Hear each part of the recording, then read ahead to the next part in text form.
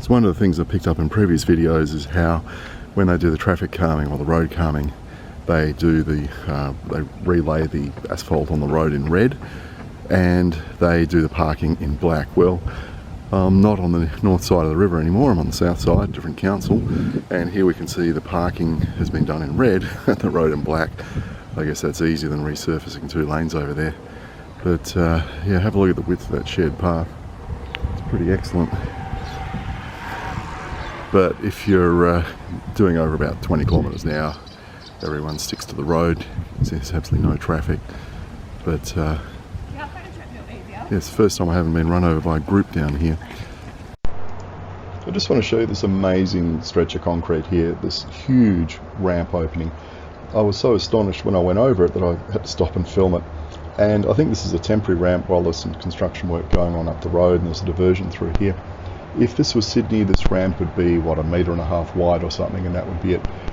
I went back and paced it out from edge to edge. It was 14 paces, which would probably make it 12 metres, I guess, across at its widest lip. And it's beautiful and smooth, absolutely perfect, and it allows really, really easy transitions from the path onto the road.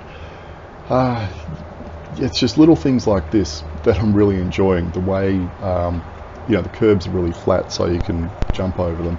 You know, there's a million little things that they just seem to have thought through over here and done really well. It's a good implementation. Oh, you do have to watch though that you don't get run over by cyclists using it. I think this is the only path intersection I've seen so far where the signage is reasonably good. I still have a quibble with the size of the lettering there. It's really hard to read. I mean, you can see from this sign just how small it is. But at least they've got signage in sensible locations here. We're at yet another train station where the path goes past the station and pedestrians need to cross the path. And how do they do this safely? Well, there's the train station over there, the steps coming up. And you can see what they've done is they've painted this shared section all in green. And there's a bus stop here as well. And what they've done is they've put the path well and truly around the back of the bus stop so you don't have any conflict with pedestrians. Obviously they've got plenty of space here. This isn't Victoria Road. And if you look down on the ground, you'll see that there's plenty of stuff stenciled onto the pathway. In some of the areas this is faded quite a bit, so slow point ahead, reduce speed. It bends it out around the bus shelter, which is really good. There was a bus here. When people are getting on and off, it seemed to be pretty safe. Shared zone, yeah, it's all in green, it's all good. And you can see that cyclist there was just moseying through at a reasonable pace. You know, it's just common sense applies. You don't go screaming through here. And then it bends around, and this is one of the few places I've found where there's bollards. Now remember, I'm filming this one-handed.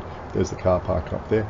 And the bollards are so nicely spaced I was able to get around them easily with only one hand on the handlebars, which shows just that they're not there to block you. They're there to slow you down, but not to kill you. We've got 2 railway crossings in a row here, or 2 pedestrian path crossings. So, over there on the left, a tiny little sign again, cyclists give way to pedestrians. The only, been past here half a dozen times now, and the only reason I've seen that is because I stopped here and noticed it. And of course there's a sign over there behind the tree saying there's a crossing here. Yeah, completely invisible signage. Right, it's clear, let's go.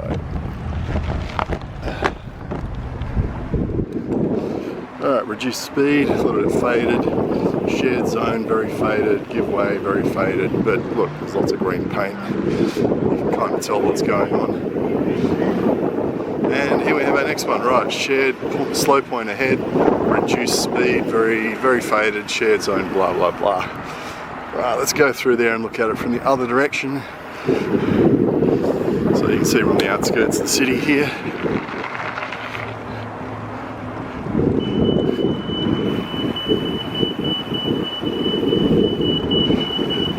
Alrighty. Things getting a bit blocked there.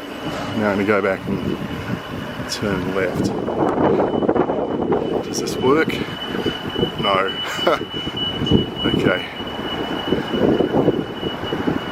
That was a bit dodgy.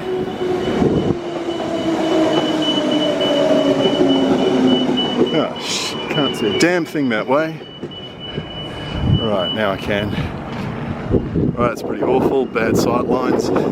I've got absolutely no idea whether those road treatments work effectively or not, whether they've reduced collisions, etc. I'm just showing them to you. Now, this is an amusing one. This is in Cottesloe, where the principal shared path just ends. You can see I've just set this up for laughs and just ridden straight off the end of the path into the bush, because there's really not much there to tell you that it finishes. It kind of, you have to turn off into this car park. It's quite horrible.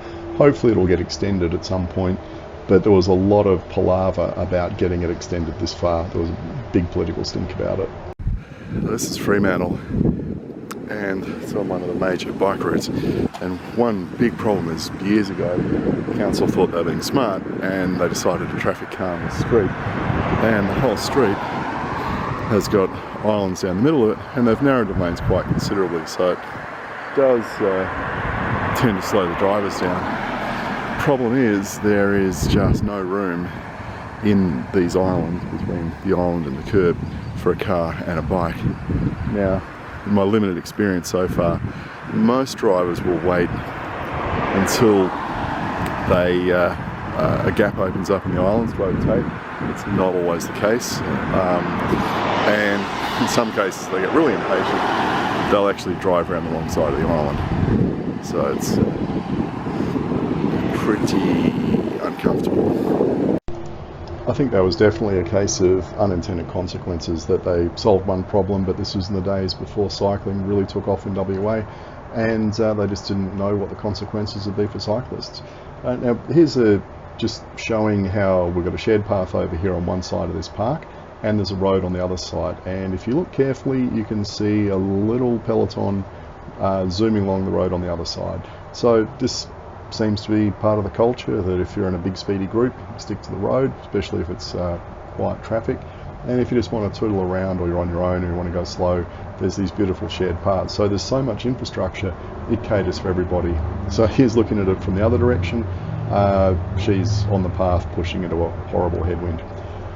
One thing that's been very noticeable over here is these big packs in the morning, all in kind of team kit, or what do you call it, coordinated jerseys and stuff like that, zooming around and doing a lap of the river. They do 40-50 k's or so,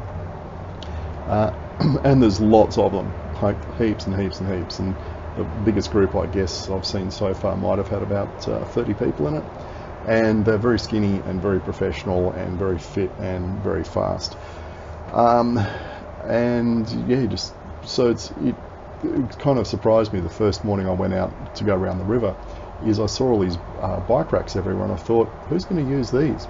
And it's interesting between the kind of culture that in the morning it's all about the fitness cyclists. They might stop somewhere for a coffee, but essentially they're out for a fitness ride. Whereas once the kind of morning rush is over, I guess from about 10 o'clock onwards, you see all sorts of what I inverted commas normal people come out. Kids, families, people just tootling around, people with baskets on their bikes, going and do a bit of shopping, etc. And they're the ones using all the bike racks. So if you see them empty and unused in the morning, that's why. Come the mid-morning through the afternoon, they're getting lots of use from what would you call it, non-professional casual cyclists.